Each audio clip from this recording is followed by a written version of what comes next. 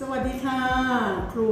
มาทำเวิร์กช็อป Wedding MC Workshop ให้กับลูกศิษย์พิธีกรงานแต่งงาน2 ภาษาพร้อมกับเพื่อนจากออสเตรเลียในเรื่องของเทคนิคการแปลสดบนเวทีพร้อมทั้งการเรียนรู้วัฒนธรรมต่างๆของชนชาติตะวันตกเดี๋ยวเรามาฟังความรู้สึกของลูกศิษย์ของครูคนแรกเลยค่ะ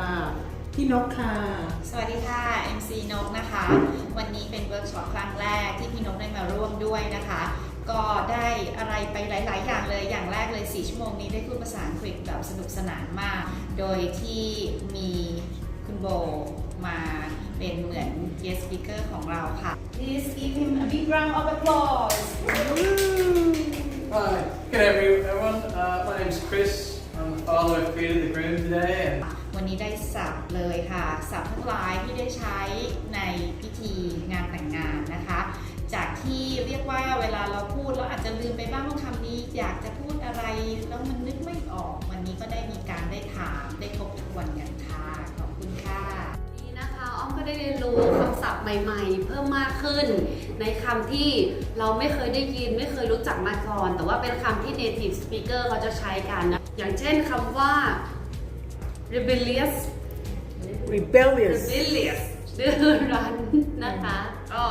ไม่เคยได้ยินมาก่อนเลยในชีวิตเพราะว่าไม่เคยใช้ปกติก็ naughty เลยอะไรอย่างเงี้ยก็ได้เรียนรู้คำศัพท์ใหม่ๆรวมถึงเทคนิคการแปล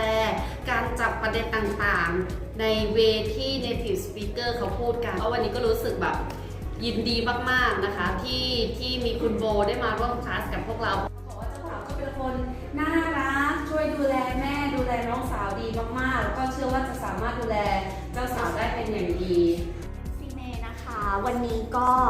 ได้เรียนรู้เวิร์กช็อปต่างๆมากมายเกี่ยวกับเรื่องของทั้งการแปลสดได้ศัพท์ใหม่ๆแล้วก็ที่สำคัญได้มาเจอโบนะคะเพื่อนโบ from the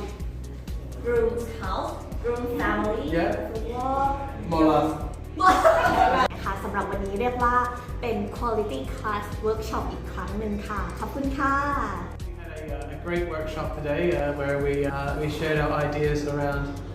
explaining cultural concepts and ideas and understanding the thoughts and feelings that go around things such as dowries. Overall, it was a very fun day, and I'm really glad to be here. And everyone had wonderful smiles and great energy. So, best thing.